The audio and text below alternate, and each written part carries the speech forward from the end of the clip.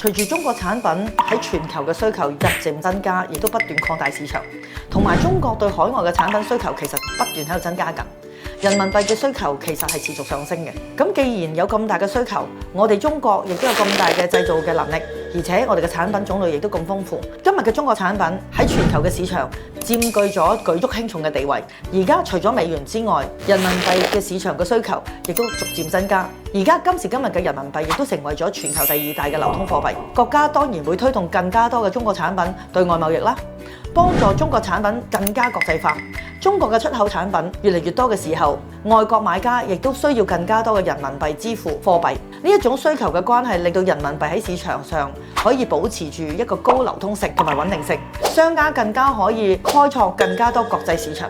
隨住中國嘅產品持續出海，人民幣嘅需求亦都會持續增加，令到我哋嘅人民幣成為更加有影響力嘅貨幣。